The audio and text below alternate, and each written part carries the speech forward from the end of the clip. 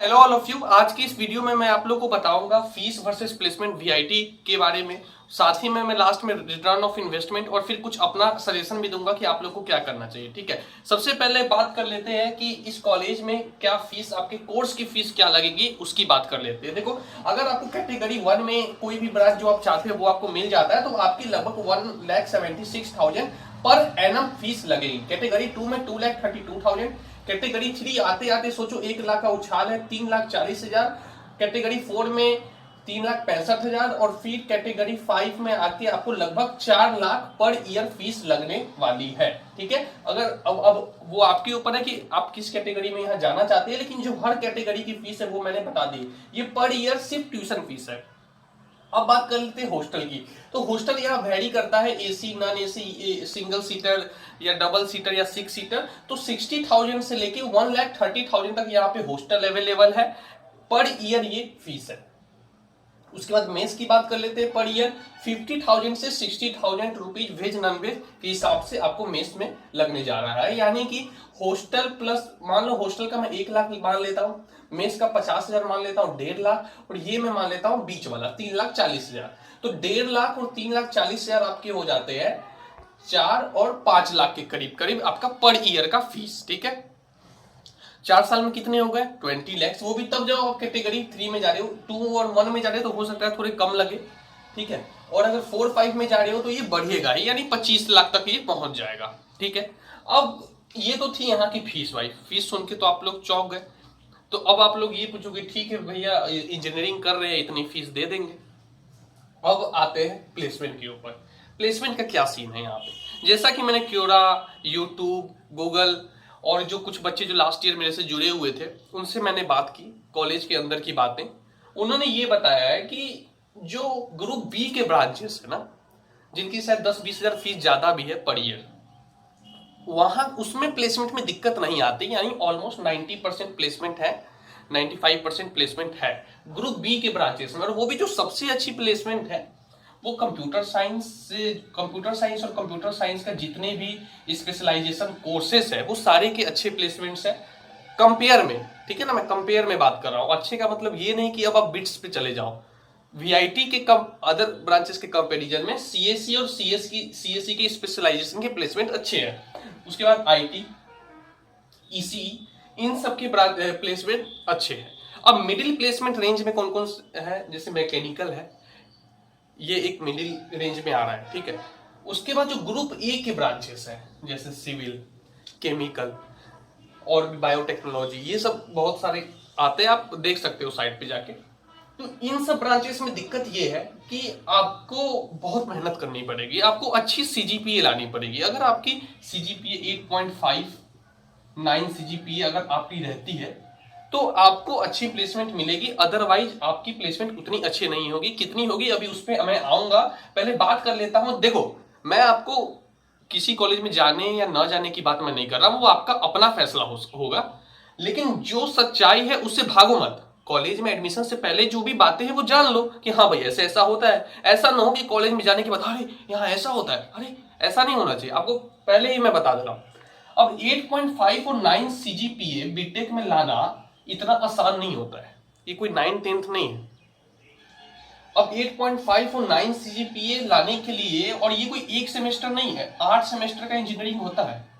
8 semester में regular आपको अच्छा परफॉर्म करना पड़ेगा। और उसके बाद भाई आप इंसानी हो सकता है किसी सेमेस्टर में तैयारी अच्छी नहीं हो पाई, या कभी तबीयत खराब हो गया, कभी कुछ हो गया, या उतना आप नहीं फोकस कर पाए, कोई आपको सब्जेक्ट अच्छा नहीं लगा, या कभी कभी बैक लग गई। बहुत सारी चीजें हो सकती है आपके लाइफ में, तो इतना सीजीपी नहीं आता है इन जनरल। वीआईटी में क्या सीन है मुझे नहीं पता, लेकिन ज्यादातर जो बीटेक कॉलेजेस है उसमें इतना सीजीपी आसान नहीं होता है लाना। 1 या 2 बच्चों का आ पाता है, लेकिन वहां से ज्यादा का आता है। ठीक है, तो ये सीन है, इतना आसान नहीं है सीजीपीए लाना। यानी आप अगर ये वाले ब्रांचेस ले रहे हैं तो आपको मेहनत ज्यादा करनी पड़ेगी एज कंपेयर टू सीएसआईटी इसी में तो मेहनत करनी पड़ेगी, लेकिन यहाँ मेहनत का गारंटी भी है। लेकिन यहाँ क्या है कि आप अगर अच्छा परफॉर्मर हो तो आपका प्लेसमेंट हो जाएगा।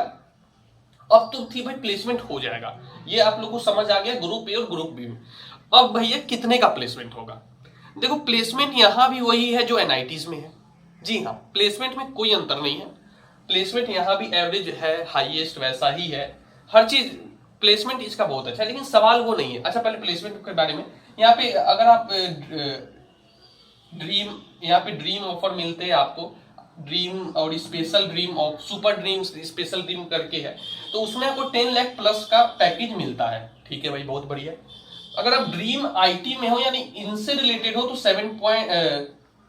आपको लगभग 7.5 लाख के करीब करीब आपको मिलेगा, 7.5 नहीं सॉरी 5.5 लाख के करीब। ठीक है, और अगर आप ड्रीम कोर में हो यानी ये जो आपके इलेक्ट्रिकल है, आपके केमिकल है, आपका सिविल है, तो वहां का ये है 3 लाख के करीब प्लस में। और ये सही बात भी है, आप देखते हैं कई सारे बच्चे आप देखे होंगे, अभी एक यूट्यूबर्स भी है, तो वो सिविल जो ब्रांचेस है वहां IITs तक के बच्चे को पता रहता है कि इस सब सेक्टर में उतनी प्लेसमेंट नहीं लगती, वो लोग गवर्नमेंट जॉब्स पे ज्यादा फोकस करते हैं। ठीक है, लगती है लेकिन उतना पैकेज नहीं मिल पाता कोर में, पैकेज ज्यादातर इन सब ब्रांचेस में ही मिल पाता है। ठीक है, और ये तो है भाई आपका VIT IIT तो है नहीं, कॉलेज अच्छा है, तो वहां पे भी प्लेसमेंट जो है आपकी वही 3 लाख 3.5 लाख आपकी ये जो कोर ब्रांचेस की प्लेसमेंट है। ठीक है, तो उम्मीद कर रहा हूं आप लोग समझने की कोशिश कर रहे होंगे कि मैं क्या बताने की कोशिश कर रहा हूं, कि फीस आप कहां दे रहे हो 20-25 लाख, प्लेसमेंट आपका यहाँ पे सबका तो खैर नहीं होता है, कुछ हर जगह सबका तो नहीं होता है, जो फिर भी अगर आप अच्छे हो तो 3.5 लाख से लेके 10 लाख तक मान लो। अब ये हाईएस्ट पैकेज की बात है, मैं नहीं करता यार 44 लाख, वो किसी का एक को मिल गया होगा, हो सकता है वो डायरेक्टर का लड़का होगा, उसका कोई रिलेशन होगा या शो करने के लिए करवा दिए होंगे, उसमें मैं उतना हो सकता है रियल भी होगा, मैं बिल्कुल ये नहीं कह रहा हूं, लेकिन 1 या 2 या 5 या 10 पे हम भरोसा नहीं कर सकते। मैं जो मैक्सिमम जनता है हम उसकी तरफ जाएंगे कि क्या वहां सीन है, क्या चल रहा है। तो प्लेसमेंट यहाँ पे बिल्कुल NITs के टक्कर का है, लेकिन सवाल ये नहीं है, सवाल ये है कि return of investment NITs IITs में ऑब्वियसली फीस कम है। अब आप बोलोगे कि हाँ भैया जब हमारी उतनी रैंक ही नहीं आई IIT NIT के लायक, तो भाई अब हम कैसे कर सकते हैं। जी हाँ, बिल्कुल सही बात है, आपका जो लेवल था आपने उस लेवल को आप अचीव करोगे। ठीक है, तो लेकिन मैं बस ये बताना चाह रहा हूं, मैं किसी बुराई नहीं कर रहा हूं, कि आप बस जान लो कि ये सीन है।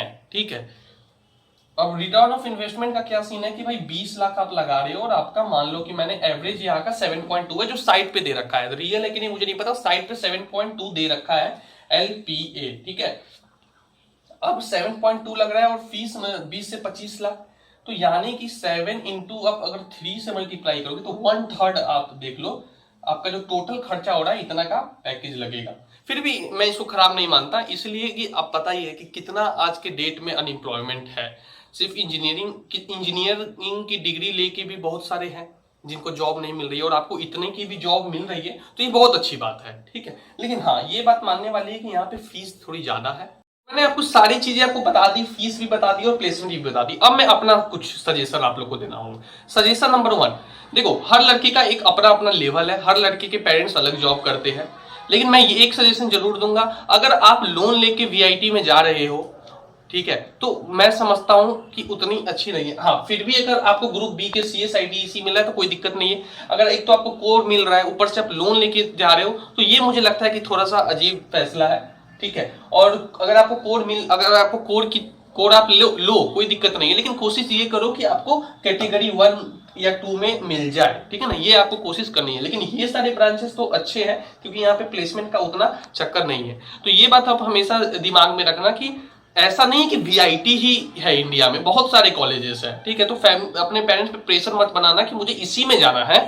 ठीक है, आपको अपना लेवल पता है। अब देखो आप कोई बच्चा अच्छा परफॉर्म कर लिया JEE मेन में तो उसको IIT NIT मिलेगा या अच्छा। और एक और बात, जिनकी VIT में अच्छी रैंक आई है और उनको अगर JEE में सीट मिल रहा है तो वो कोशिश करो कि JEE की तरफ जाए। एक तो फीस भी कम लगेगा, उसके बाद जो आपके पीछे के रैंक के बच्चे हैं उन्हें अच्छी ब्रांच मिलने की प्रोबेबिलिटी बढ़ जाएगी। ठीक है, इसलिए मेरा ये जिनकी अच्छी रैंक है वो कोशिश करो अगर उन्हें IIT NIT मिल रहा है तो उसकी तरफ वो जाए, और जो अपने पीछे के बच्चे हैं वो उनको अच्छी ब्रांचेस मिल पाएगी, और वहां जाने पे आपको भी फायदा ही है, फीस भी कम लगेगी और प्लेसमेंट तो वहां भी यही है। ठीक है ना, तो उम्मीद करता हूँ आप लोग को वीडियो पसंद आया होगा। अगला वीडियो किस चीज पे बनाना है वो बताए।